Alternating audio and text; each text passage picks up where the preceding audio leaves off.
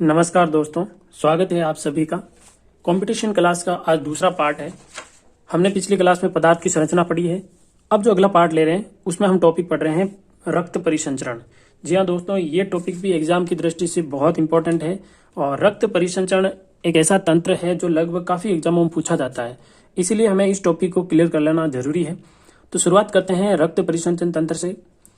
Topic शुरू करने से पहले बता देता हूं, जितना भी टॉपिक इस वीडियो के अंदर हम देखने वाले हैं, जितना भी हम पढ़ने वाले हैं, इस सब के प्रश्न उत्तर जो है टेलीग्राम चैनल पे होंगे। टेलीग्राम चैनल का जो लिंक है वो वीडियो के डिस्क्रिप्शन में मिलेगा।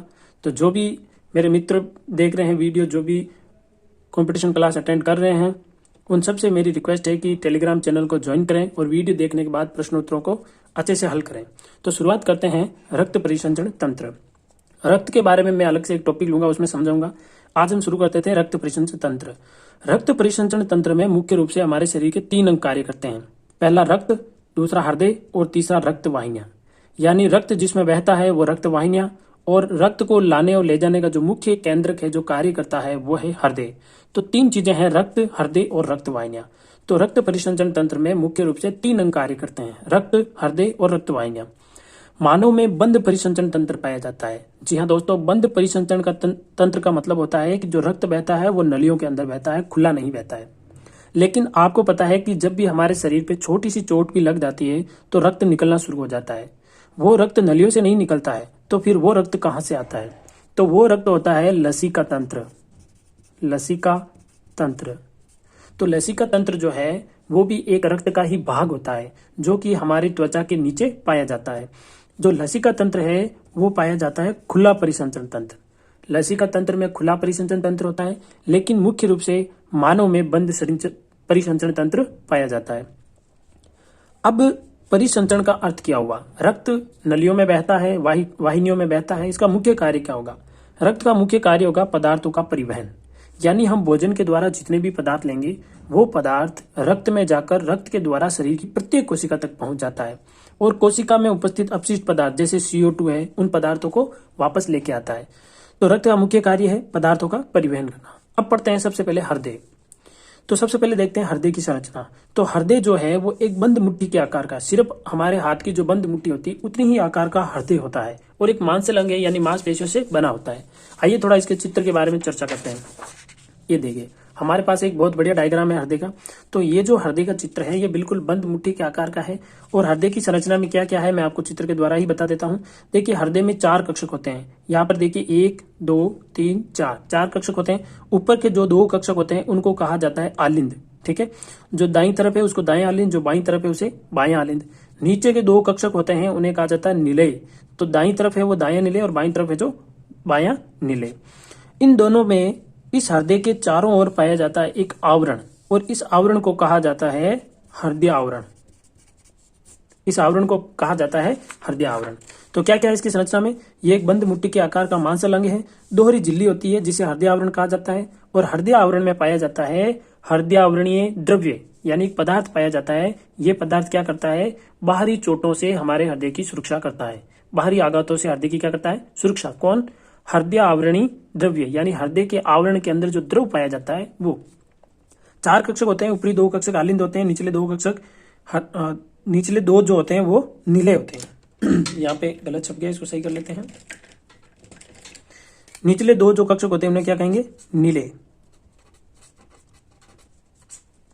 ऊपरी 2 कक्षक आलिंद होते हैं, नीचे के 2 कक्षक होते हैं वो नीले होते हैं, और नीले जो होते हैं हमेशा बड़े होते हैं। ठीक है, अब बायां आलिंद और नीले होते हैं, उनके मध्य पाया जाता है द्विवलन कपाट। अब ये द्विवलन कपाट क्या? देखिए, बाईं तरफ की बात करें तो ये बायां भाग होगा। तो बाईं तरफ ये आलिंद है और ये नीले है। इन दोनों के बीच में ये देखिए, ये जो संरचना है ना, ये संरचना, इस संरचना को कहा जाता है द्विवलन कपाट। तो बाईं तरफ तो पाया जाता है द्विवलन कपाट और दाईं तरफ पाया जाता है त्रिवलन कपाट। इधर जो कपाट है वो त्रिवलन है और इधर जो कपाट है वो द्विवलन है। तो बायां आलिंद और बाएं नीले में पाए जाते हैं द्विवलन कपाट, और दायां आलिंद और दाएं नीले में पाए जाते हैं त्रिवलन कपाट। ठीक है, चित्र से देख लिया हमने। अब इन कपाट का क्या काम होता है? डायग्राम से साफ साफ पता चल रहा है कि जब रक्त आलिंद के अंदर आएगा, आलिंद से जब वापस नीले में जाएगा, तो नीले से वापस आलिंद में नहीं जाए तो ये रक्त को रोकने का कार्य करते हैं। द्विवलन कपाट और त्रिवलन कपाट रक्त को विपरीत दिशा में जाने से रोकते हैं। ये इनका मुख्य कार्य होता है, रक्त को विपरीत दिशा में जाने से रोकना। फिर बात करते हैं हृदय की कार्यविधि। देखिए हृदय की कार्यविधि जो बहुत आसान है, हृदय की कार्यविधि एक बार आप अच्छे से समझ लीजिए, फिर कभी नहीं भूलोगे। देखो सबसे पहले हमारे शरीर में होता है अशुद्ध रक्त। अशुद्ध रक्त लाया जाता है महाशिरा द्वारा। देखना बिल्कुल आसान है, ये महाशिरा द्वारा रक्त लाया जाएगा। कहाँ आ रहा है रक्त? रक्त आ रहा है साहब दाएं आलिंद में। दाएं आलिंद के संकुचन से कहाँ जाएगा? दाएं नीले में। अब दाएं नीले से आपको कोई रास्ता दिख रहा है? इसमें से एक ही रास्ता है, ये रहा, ये रास्ता है और कोई रास्ता नहीं है। तो सबसे पहले महाशिरा द्वारा दाएं आलिंद में, दाएं आलिंद से दाएं नीले में, और दाएं नीले से इसको क्या नाम देंगे? इनको नाम देंगे फुफ्फुस धमनी। फुफ्फुस धमनी ये अलग अलग फेफड़ों में जाती है, एक बाएं फेफड़े में, एक दाएं फेफड़े में। तो फुफ्फुस धमनी द्वारा रक्त कहाँ जाएगा? फेफड़ों में चला जाएगा, वहां से फिल्टर होके वापस यहां से आएगा। देखो इनको कहा जाता है फुफ्फुस शिरा। वहां फेफड़ों के अंदर CO2 और O2 का आदान प्रदान हो जाता है, यानी CO2 बाहर चली जाती है और O2 ऑक्सीजन जो है रक्त में प्रवेश कर जाती है। जैसे O2 प्रवेश करेगी रक्त जो है शुद्ध हो जाएगा। शुद्ध होने के बाद में वो आता है फुफ्फुस शिरा द्वारा। फुफ्फुस शिरा द्वारा कहाँ आएगा? देखो ये वाले भाग, ये वाला भाग क्या है? ये वाला भाग है बायां आलिंद। बाएं आलिंद से बाएं नीले में, और बाएं नीले का कोई रास्ता है? बिल्कुल ये रास्ता है, इसे कहा जाता है महाधमनी। और महाधमनी द्वारा शरीर के वापस सभी भागों में पहुंच जाएगा। ये रक्त की कार्यविधि होती है, रक्त किस प्रकार हृदय के अंदर गमन करता है। तो इसको बिल्कुल आसानी से आप याद रख सकते हो। देखो महाशिरा, बायां आलिंद, दायां नीले और फुफ्फुस धमनी। फेफड़ों में गया, शुद्ध होकर वापस आएगा। कहाँ आएगा? बायां आलिंद, बायां नीले और महाधमनी, और वापस शरीर के विभिन्न भागों में पहुंच जाएगा। अब देखो इसको याद रखने के लिए छोटा सा ब्लॉक आरेख ध्यान रखना। पहले महाशिरा में, महाशिरा से दायां आलिंद से दाएं नीले से फुफ्फुस धमनी द्वारा कहाँ? फेफड़ों में। फेफड़ों से शुद्ध हो जाएगा। शुद्ध होने के बाद किसके द्वारा आएगा? फुफ्फुस शिरा द्वारा। फुफ्फुस शिरा द्वारा कहाँ आएगा? बाएं आलिंद में, और बाएं आलिंद से बाएं नीले में। जैसा इस चित्र में बताया है वैसा का वैसा ही है। देखिए इस डायग्राम में और इसमें ज्यादा कोई फर्क नहीं है, ठीक है। ये सारी चीजें वो की वही है, पहले यहाँ फिर यहाँ ऐसे करके, और इसमें भी वैसा ही है। तो लास्ट में बायां आलिंद, बायां नीले, और लास्ट में महाधमनी से शरीर के विभिन्न भागों में पहुंच जाता है। ये प्रक्रिया पूर्ण होने के बाद वापस शरीर से अशुद्ध रक्त जो है वो महाशिरा द्वारा हृदय में आता रहता है। ये चक्र चलता रहता है। आगे पढ़ते हैं इसके। देखिए अब मानव में जो है वो रक्त का दोहरा परिसंचरण तंत्र पाया जाता है। दोहरा परिसंचरण तंत्र का मतलब क्या हुआ? दोहरा परिसंचरण का मतलब होता है रक्त जो है हृदय से 2 बार गुजरता है। 2 बार गुजरता है कि नहीं, वापस चेक करते हैं। देखो एक बार तो यहां से होके ये ऐसे जाके फेफड़ों में चला जाएगा, तो एक बार तो यहां से आया, फिर शुद्ध होकर वापस आएगा। वापस आने के बाद ऐसे होते हुए महाधमनी द्वारा शरीर में चला जाएगा। तो रक्त जो है हृदय में से कितनी बार गुजरा? 2 बार गुजरा। इसीलिए मानव के अंदर जो परिसंचरण पाया जाता है वो दोहरा परिसंचरण पाया जाता है। आगे बात करते हैं रक्त वाहिनियां, यानी रक्त को ले जाने वाली नलियां। 2 प्रकार की होती हैं, एक धमनी होती है, दूसरी शिरा होती है। धमनियों में हमेशा शुद्ध रक्त बहता है, यानी ऑक्सीजन युक्त, जिसके अंदर क्या घुली हुई है? O2 घुली हुई है। ऑक्सीजन युक्त रक्त है वो किसमें बहता है? धमनियों में। लेकिन इसका अपवाद है, कौन है? फुफ्फुस शिरा। कैसे है? देखो ये डायग्राम में, इस डायग्राम देखो, महाशिरा द्वारा अशुद्ध रक्त आता है। अशुद्ध रक्त कहाँ आएगा? दाएं आलिंद में, दाएं आलिंद से दाएं नीले में। अभी तक अशुद्ध है। फिर ये देखो किससे जा रहा? वापस जाने वाली नली का नाम है फुफ्फुस धमनी। लेकिन ये ब्लड अशुद्ध था, फिर भी फुफ्फुस धमनी में जा रहा है। तो ये कैसी हुई? अपवाद हुई, ठीक है। ध्यान रखना बहुत इंपॉर्टेंट है। फुफ्फुस धमनी जो है उसके अंदर कैसा रक्त बहता है? अशुद्ध बहता है, ये अपवाद है। शिराएं जो होती है उसमें CO2 रुक्त यानी कि अशुद्ध रक्त बहता है, लेकिन इसका भी अपवाद है, फुफ्फुस शिरा। ये देखिए ये रक्त को लेकर आने वाली कौन है? फुफ्फुस शिरा है। लेकिन इनमें कैसा ब्लड आ रहा है? शुद्ध ब्लड आ रहा है, तो ये इसका अपवाद है। चलिए तो यहाँ पर हमारा रक्त परिसंचरण तंत्र है, बिल्कुल शॉर्ट और स्वीट काम पूरा हो गया अपना, है ना। अच्छे से 1 लाइन नोट्स भी बन रहे हैं, बिल्कुल समझ में भी आ रहा है, ये तो बहुत अच्छी बात है। अगला है तंत्र लेते हैं हम उत्सर्जन तंत्र, ठीक है। उत्सर्जन तंत्र, एक्सक्रीटरी सिस्टम, इसका अर्थ क्या होता है? उत्सर्जन का अर्थ होता है अपशिष्ट पदार्थों को बाहर निकालना। अब उत्सर्जन तंत्र सभी प्राणियों में पाया जाता है। अपशिष्ट पदार्थ जो शरीर में बन रहे हैं उनको बाहर निकालना होता है। और हमारे शरीर में इसका प्रमुख काम करने वाली संरचना है वृक्क, किडनी। किडनी हमारे शरीर में सभी प्रकार के अपशिष्ट पदार्थों को बाहर निकालती है। अब ये अपशिष्ट पदार्थ जो है अलग अलग जानवरों में, अलग अलग जीवों में अलग अलग प्रकार से बनता है। कुछ जीव जो है वो अपशिष्ट के रूप में अमोनिया निकालते हैं। तो अमोनिया में कौन कौन से जीव आते हैं? मछलियां, उभयचर, जलीय कीट। प्रश्न पूछा जा सकता है कि जलीय कीट कौन से पदार्थ का उत्सर्जन करता है? तो ऑप्शन में दे देगा यूरिया, अमोनिया, यूरिक अम्ल, या इनमें से कोई नहीं। तब आपको जवाब राइट करना है अमोनिया, ठीक है। दूसरा आता है यूरिया, स्तनधारी। जितने भी जीव हैं जो स्तनधारी हैं, जो जीवों को जन्म देते हैं, वो उन सब जीवों में अपशिष्ट पदार्थ के रूप में यूरिया का उत्सर्जन होता है। तो स्तनधारी है, कुछ समुद्री मछलियां भी है, और मानव तो स्तनधारी है ही। तो हमारे शरीर में कौन से पदार्थ का निष्कर्षण होता है, बाहर निकलता है, उत्सर्जन होता है? तो वो है यूरिया।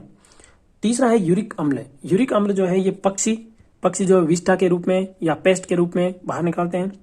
सरीसृप और कीट ये ऐसे जीव हैं जो किसका उत्सर्जन करेंगे, यूरिक अम्ल का उत्सर्जन करते हैं। चलिए आगे लौटते हैं। चलिए अब हम पढ़ते हैं मानव उत्सर्जन तंत्र। हमारा उत्सर्जन तंत्र बहुत ही जटिल है तो इसे पढ़ना भी बहुत जरूरी है। तो मानव उत्सर्जन तंत्र में प्रमुख रूप से 4 चीजें मुख्य रूप से पाई जाती है। पहले तो 2 वृक्क, 2 किडनियां जो हमारी रीढ़ की हड्डी होती है, रीढ़ की हड्डी के दोनों ओर होती है, एक इधर एक इधर, है ना।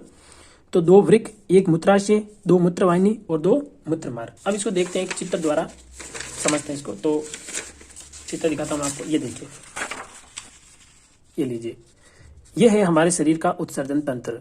देखिए हमारे उत्सर्जन तंत्र में क्या क्या है। 2 वृक्क है, बिल्कुल, एक बाईं तरफ है, दूसरी दाईं तरफ है। 2 वृक्क है, 2 मूत्रवाहिनियां है, देखिए मूत्रवाहिनियां 2 मूत्रवाहिनियां है, 1 मूत्राशय है और 1 मूत्रमार्ग है। मूत्रमार्ग, मूत्राशय, मूत्रवाहिनियां और 2 वृक्क, ये अंग प्रमुख रूप से हमारे उत्सर्जन तंत्र में कार्य करते हैं। चलिए आगे बढ़ते हैं। वृक्क, अब जो वृक्क है उसकी संरचना सेम के दाने के आकार की होती है। अब सेम के दाने के आकार से क्या मतलब हुआ, यानी सेम की जो फली आती है जिसकी अपन सब्जी भी बनाते हैं कई बार घरों में, उसके जैसी होती है। ये देखिए इसका डायग्राम, ये है हमारे वृक्क की संरचना जो कि सेम के आकार, सेम के दाने के जैसी है और ये जनरली भूरे रंग की होती है। ठीक है, और इसकी विशेषता पढ़ रहे हैं। इसकी मध्य सतह पर खांच होती है जिसे हाइलम कहा जाता है, जहां से सीरा और धमनियां शरीर में इसमें वृक्क में प्रवेश करती है। बिल्कुल देखिए ये वाला भाग जो होता है, इस भाग को कहा जाता है हाइलम। तो देखो हाइलम से क्या क्या प्रवेश करता है, देखो मूत्रवाहिनी भी प्रवेश कर रही है, वृक्क शिरा भी प्रवेश कर रही है, वृक्क धमनी भी प्रवेश कर रही है। तो ये वाला भाग क्या कहलाता है, हाइलम कहलाता है। हाइलम के आगे एक कीप नुमा संरचना, देखो कीप नुमा संरचना, ये यहाँ से सारे पदार्थ आके गिरेंगे और इसके द्वारा बाहर निकलेंगे। तो कीप लग रहा है ना, इसको कहा जाता है पेल्विस भाग, लिखा है पेल्विस, वृक्क श्रोणी भी कहते हैं। इस भाग को कहा जाता है पेल्विस भाग। तो मध्य सतह पर खांच होती है जिसे हाइलम कहा जाता है। हाइलम के अंदर शिरा और धमनियां प्रवेश करती है और मध्य भाग में कीप जैसी संरचना होती है जिसे पेल्विस कहा जाता है, जहां पर मूत्र जो है वो इकट्ठा होता है। इसका बाहरी भाग है वो वलकुट कहलाता है और अंदर का भाग मध्यांश कहलाता है। देखिए इसका जो बाहर वाला भाग है, ये वाला भाग, ये बाहर वाला भाग कहलाता है वलकुट, और जो अंदर वाला भाग है ये है ना, ये अंदर वाला भाग, इसको कहा जाता है मध्यांश। तो बाहरी भाग वलकुट, आंतरिक भाग मध्यांश। आगे देखिए, इसमें सूक्ष्म उत्सर्जन इकाइयां पाई जाती है जिन्हें नेफ्रॉन कहा जाता है। इसमें बहुत छोटी छोटी इकाइयां पाई जाती है जिन्हें नेफ्रॉन कहा जाता है। अभी मैं चित्र के द्वारा बताऊंगा कि नेफ्रॉन कैसा होता है। अब नेफ्रॉन के 2 भाग होते हैं। पहला भाग होता है बोमेन संपुट, दूसरा भाग होता है वृक्क नलिका। तो ये कैसे भाग हैं, देखो एक चित्र से बताता हूँ आपको। ये रहे 2 भाग इसके, ये देखो, ये होता है नेफ्रॉन। हमारे वृक्क के अंदर ऐसी नेफ्रॉन जैसी संरचनाएं करोड़ों की तादाद में होती है, बहुत ज्यादा होती है, और यही मुख्य उत्सर्जन इकाई होती है जो हमारे रक्त को साफ करती है। ठीक है, तो इसके 2 भाग होते हैं। एक ऊपर का भाग होता है जिसे कहा जाता है बोमेन संपुट, और यहां से लेके पीछे का पूरा भाग जो है इसको कहा जाता है वृक्क नलिका। तो बोमेन संपुट के अंदर देखो अभिवाही धमनियां आती है, यानी रक्त को लाने वाली नलियां आकर यहाँ पर एक गुच्छा बना लेती है और इस गुच्छे को कहा जाता है ग्लोमेरुलस। ठीक है, गुच्छे को कहा जाता है ग्लोमेरुलस। और यहाँ पर क्या होता है कि जब ब्लड आएगा तो ब्लड में से जो पदार्थ, अपशिष्ट पदार्थ होंगे वो तो यहाँ इकट्ठे हो जाएंगे, छन जाएंगे, और जो शुद्ध रक्त हो जाएगा वो अपवाही धमनी द्वारा वापस चला जाएगा। तो अभी मूत्र निषेचन की या मूत्र निर्माण की प्रक्रिया पढ़ेंगे, उसमें समझाऊंगा आपको। तो देखिए बोमेन संपुट का क्या काम होता है, ऊपरी भाग होता है, उसके थैले जैसी संरचना होती है। ठीक है, बोमेन संपुट कहते हैं भाई वृक्क नलिका का ऊपर वाला भाग जो होता है नेफ्रॉन का, उसको कहा जाता है, वो थैलेनुमा होता है, उसको कहा जाता है बोमेन संपुट। और बोमेन संपुट में अभिवाही धमनियों का एक गुच्छा होता है, अभी चित्र से बताया मैंने, उसको कहा जाता है ग्लोमेरुलस। और इसका मुख्य काम होता है रक्त को छानना, रक्त को यहाँ पर छानने की क्रिया होती है। दूसरा आता है वृक्क नलिका। तो वृक्क नलिका जो है ये देखिए पीछे का भाग होता है, यहाँ से लेके यहाँ तक का ये भाग है ना, ये वृक्क नलिका कहलाता है। तो देखिए वृक्क नलिका की क्या विशेषता है। वृक्क नलिका पीछे का भाग होता है और मध्य भाग में हैंडले लूप और पदार्थों का अवशोषण और स्त्रवण करने का कार्य करता है। देखो ये डायग्राम, इस डायग्राम देखो, ये रहा हैंडले का लूप, मध्य भाग में हैंडले का लूप होता है। और इसका काम क्या होता है, देखो यहाँ बोमेन संपुट का काम तो आपने बता दिया कि ये रक्त को छानने का कार्य करता है, लेकिन इसका क्या काम है, इसका काम होता है जो रक्त को छान लिया आपने, तो छनने के बाद में यहाँ पे जो पदार्थ इकट्ठा होंगे वो पौष्टिक भी होंगे, वो पौष्टिक पदार्थ भी होंगे और अपशिष्ट पदार्थ भी होंगे, दोनों तरह के पदार्थ यहाँ छन जाएंगे। तो छनने के बाद में ये क्या करती है, जो पौष्टिक पदार्थ है उनको तो वापस ग्रहण कर लेती है और जो अपशिष्ट पदार्थ है उनको आगे भेज देती है। तो इसका काम क्या होता है, इसका काम होता है मूत्र का निर्माण करना और पौष्टिक पदार्थों को अवशोषण करके वापस रक्त में डाल देना। अब पढ़ते हैं मूत्र निर्माण की प्रक्रिया।